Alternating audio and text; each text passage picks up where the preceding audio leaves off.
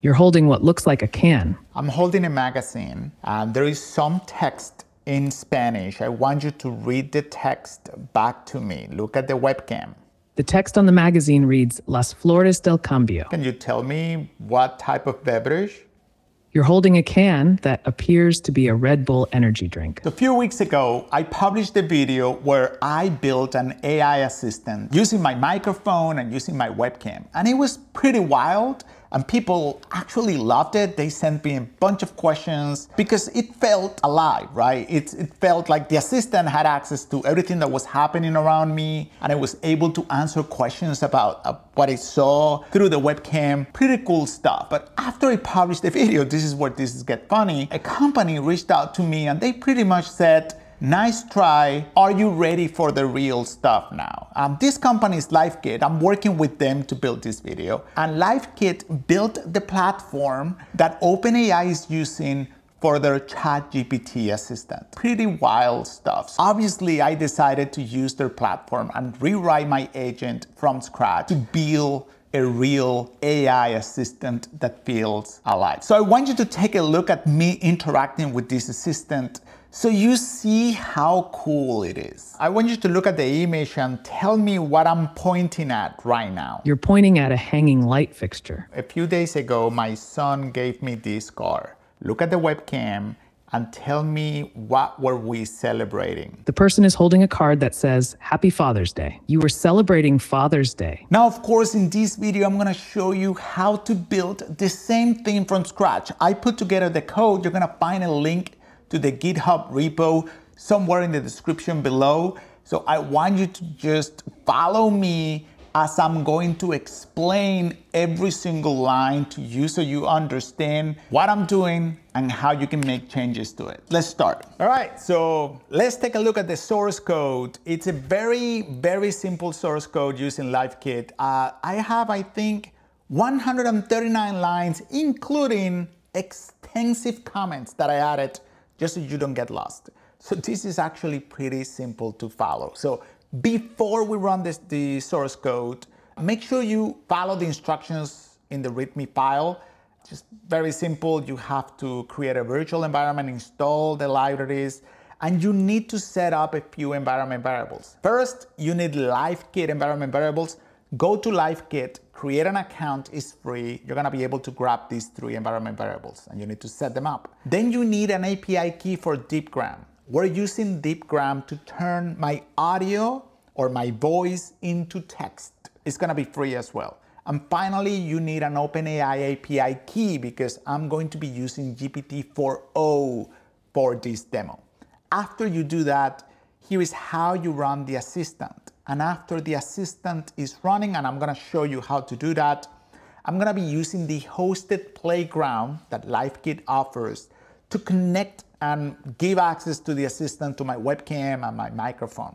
You could build your own user interface if you wanted to. LiveKit has plenty of examples of how to do that. I am not gonna do that. I'm just going to use the hosted playground for simplicity. So let's go to the assistant here. Now, one thing that I want to mention before I start going down every single line of code. The way this assistant works, high level, is I want to be chatting with the assistant, giving the assistant only access to my voice, or basically the text generated off of my voice. I don't want the assistant to get access to the webcam because that will be a little bit expensive. If every request that I send the assistant contains an image from my webcam, I'm gonna be sending a ton of data for no reason. Instead, what I want to do is only offer the assistant access to the image whenever the assistant requires that image to answer a question. That way we can limit the amount of information we send over the network and we make this interaction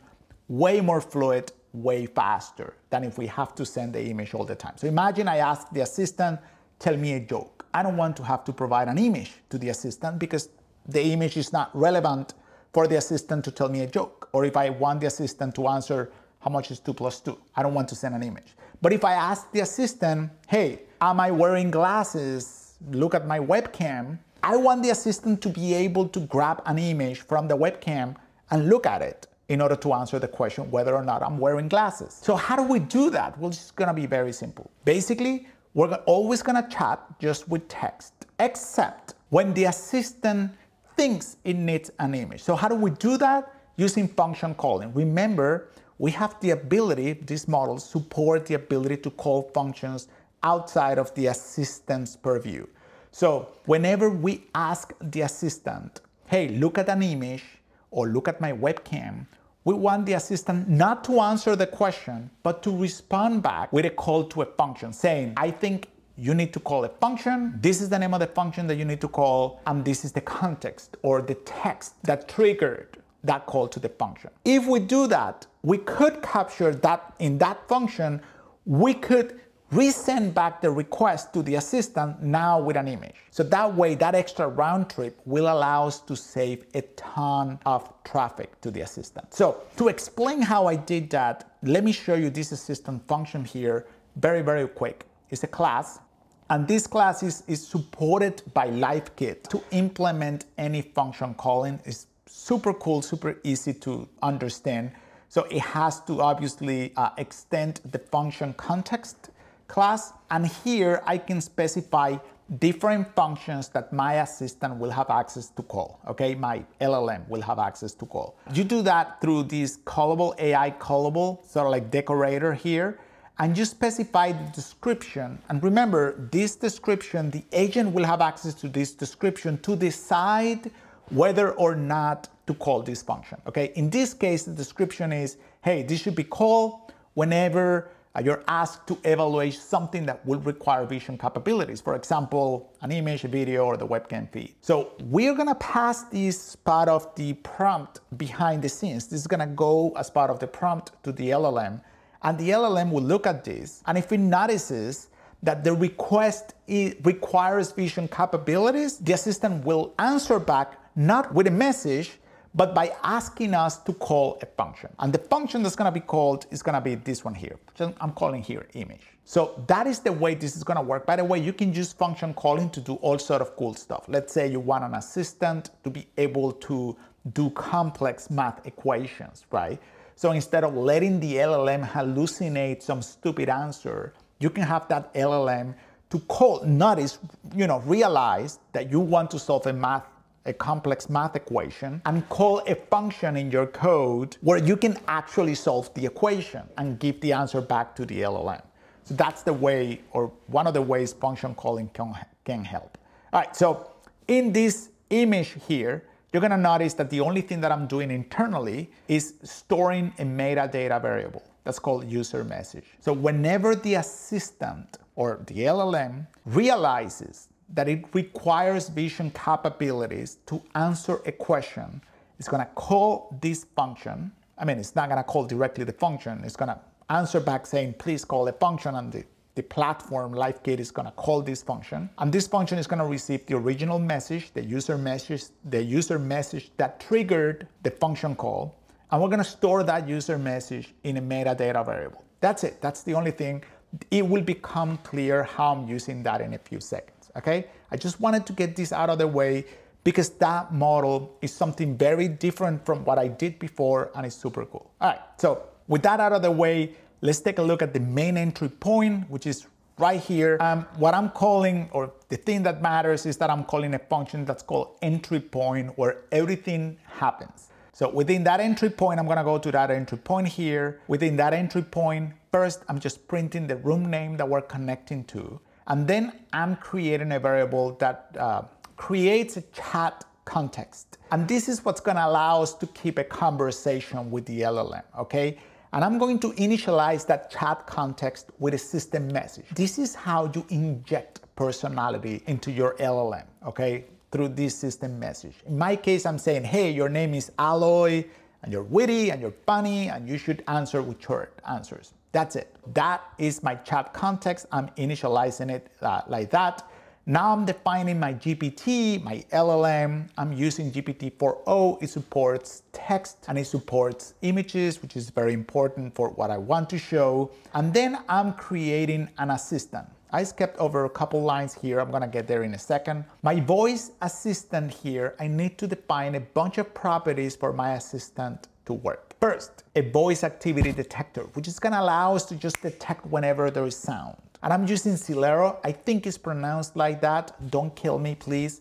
It's open source, you can look it up. Celero is gonna help us do that. For the speech to text conversion, I'm gonna be using DeepGram, which is amazing. Again, I'm using their free tier. You need an API key for that to work. For the LLM, I'm using the GPT-4o that I just defined. For the text to speech, so turning text into audio to play through my speakers, I'm using the OpenAI API, and that's the definition that you see right here.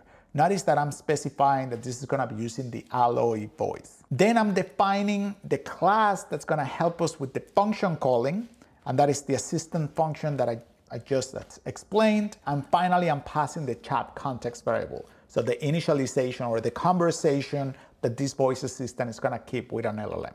That's it, that's my assistant. After that, I need one more variable to define the chat manager. I'm gonna call it chat. This is just gonna keep that chat going, and I'm initializing it to the room. There are 3 functions, internal functions defined here. I'm gonna go one by one when it's time. So I have an answer function, and I have a couple of events or 2 more functions that are decorated with these weird thingies. I'm gonna explain what they are in just a second. Skipping over those, I'm starting the assistant. Then I'm just sleeping here for a few moments. I basically want the assistant to have a second to breathe, catch on, connect, do everything that it needs to do. And then I'm gonna play, hi there, how can I help you? This calling say basically plays that audio through my speakers, okay? And that is the initialization of everything here. Notice that I'm passing allow interruptions in true, meaning that at any point in time, while the assistant is speaking,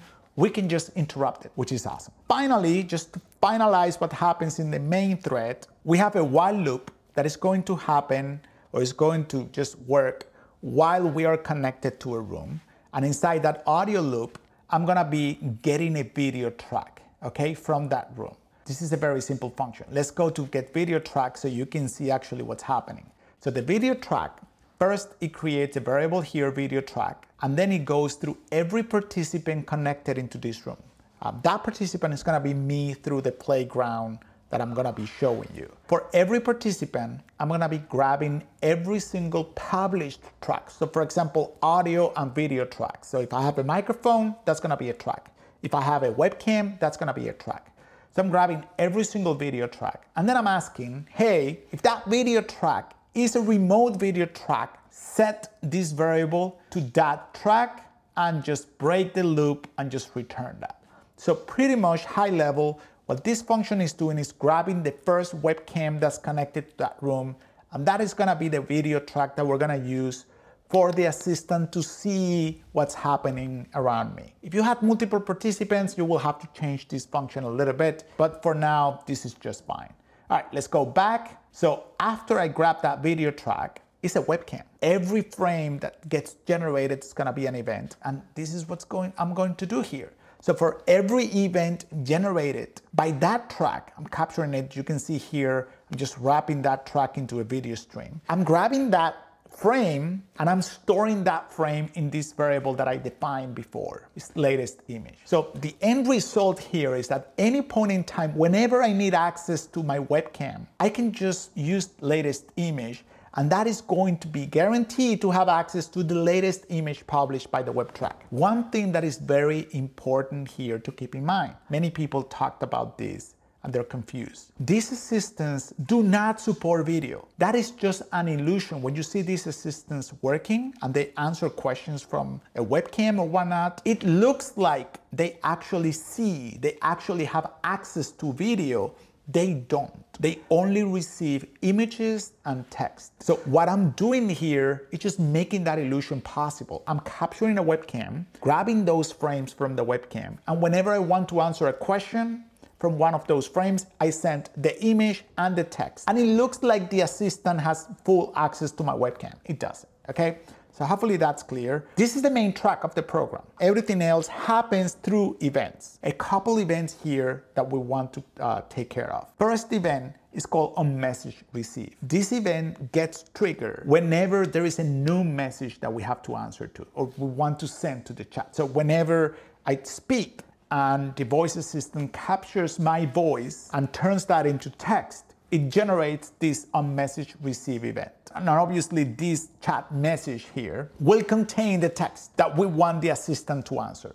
So whenever I get this event, I'm basically going to just call the function answer. And we're gonna see that function answer in just a second, but basically I'm passing to that function the message, which is the text that I want the assistant to respond to. And I'm gonna be saying, hey, don't use an image for this, because this was just a normal text. There is no indication that the assistant requires vision capabilities to answer this question, to respond to this text, so don't use an image. And there is a second event, which is on function called finish. This event is going to happen whenever a function called finishes executing.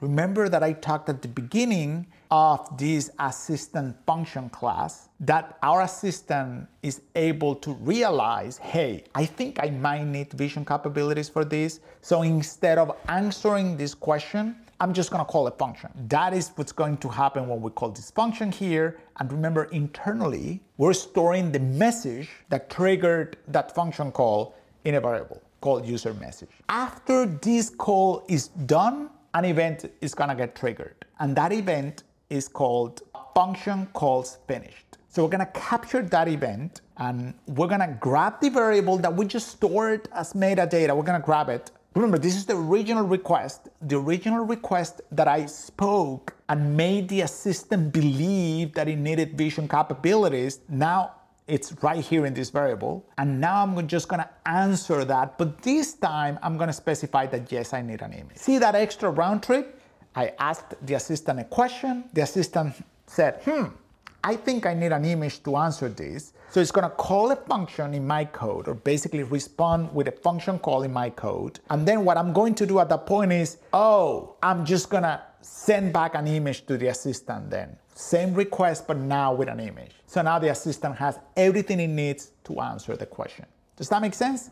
Yeah, so these are the two functions, the two events, and both of them are calling this function, which is called answer.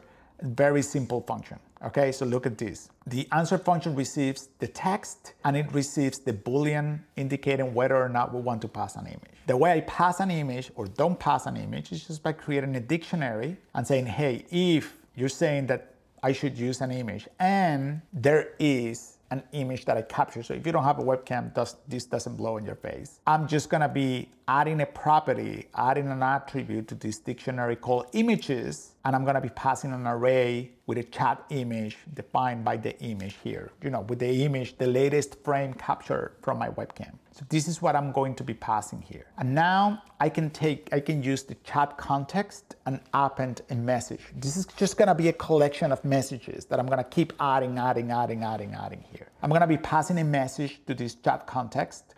The role is gonna be user because it's the user, the one that's sending this message, it's not the system. The text is just the text that I received. And I'm gonna be passing the list of arguments here, which is going to be either images or nothing. So if I need to use an image, the images are gonna get passed here. After passing that, after updating my conversation, my chat context with the new message, I can just call chat from the LLM that I define and pass the conversation. So this is gonna get sent to the LLM. The LLM is gonna realize that the latest message is from the user, so it has to do something. It's gonna basically answer. I'm gonna capture the stream, the answer stream right here, and I'm gonna ask the assistant to play that stream through the speakers. That's it. That's pretty much the whole deal. So let me show you how to run this so you can do it yourself. So you're gonna execute this, right? So Python assistant.py, which is the name of my file, and you're gonna call start. So I'm gonna do that, and this should now be running. It's funny that this is telling me the region is France. That's because I created this assistant before on that region. I was in France when I created it for the first time. Okay, so this is the playground, and there is a link in the README file that you can open this playground, and you just need to make sure you connect to the same room. Just very straightforward. So I'm gonna click connect, and from that point on, I'm gonna be giving access to the agent to the webcam and to my microphone. So let's see how this goes. Let's click connect. Hi there, how can I help? Hi, what's your name? I'm Alloy. Nice to meet you. Awesome, Alloy. Can you look at the webcam and tell me how many fingers am I showing you? You're showing 5 fingers. That's awesome. Can you tell me what color is my watch? Your watch is blue. That's great. I'm holding something on my hand. Take a look at the webcam and tell me what it is. You're holding a comic book? So as you can see, that's pretty awesome stuff. I hope you enjoyed it. If you really like this video and you want more content like this, just please click on the like below, subscribe to this channel, and I'll see you in the next one. Bye-bye. Aquí va uno en español. ¿Por qué los pájaros no usan Facebook? Porque ya tienen Twitter. That was a very bad joke. Tough crowd.